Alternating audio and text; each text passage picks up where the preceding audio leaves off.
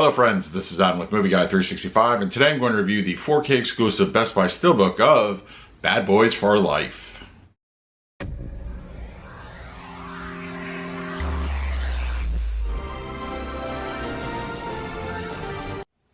If you're new to the channel, please hit the like button, subscribe, hit that bell notification. I put out videos every single day. You can also find me over Twitter, Instagram, and Letterboxd at Movie Guy 365, as well as over at the Disney Magic Hour podcast. I'll put a link for that in the description.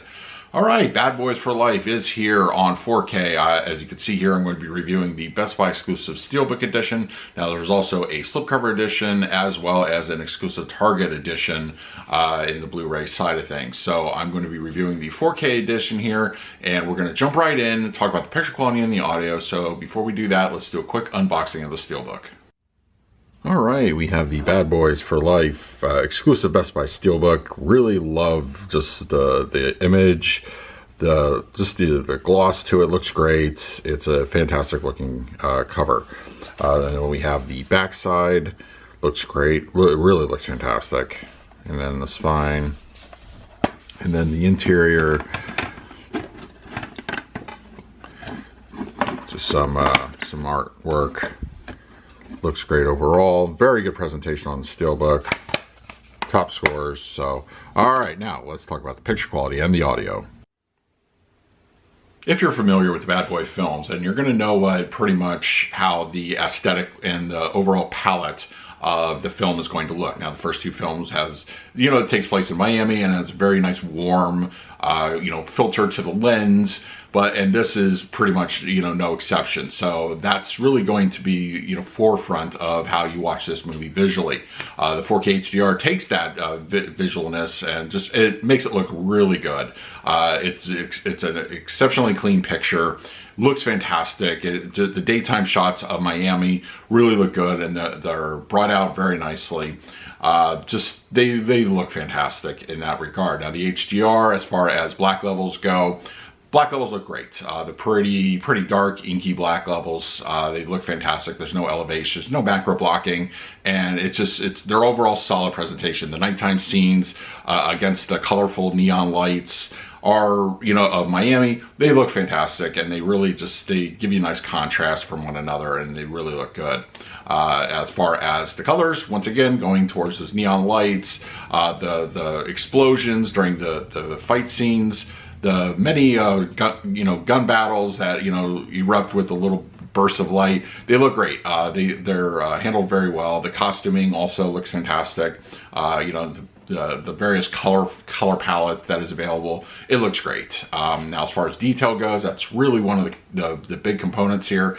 Skin textures, the cars, the clothing, costuming, they all look good. They're all enhanced, and really, this is the most beautiful looking picture I've seen on a disc this year. I think it really is one of the best looking 4K transfers I've seen. Just Miami is well represented as far as the aesthetic goes, but also just the overall cleanliness of the picture.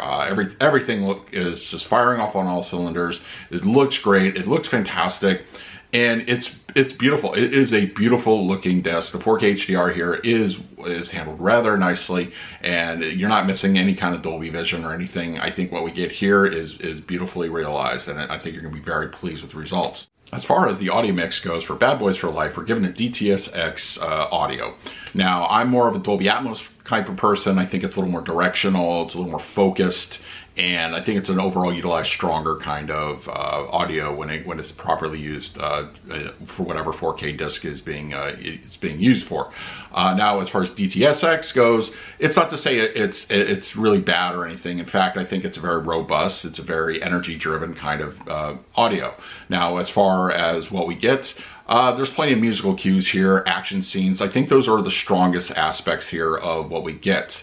As I mentioned, the action scenes really just make or break as far as this movie goes.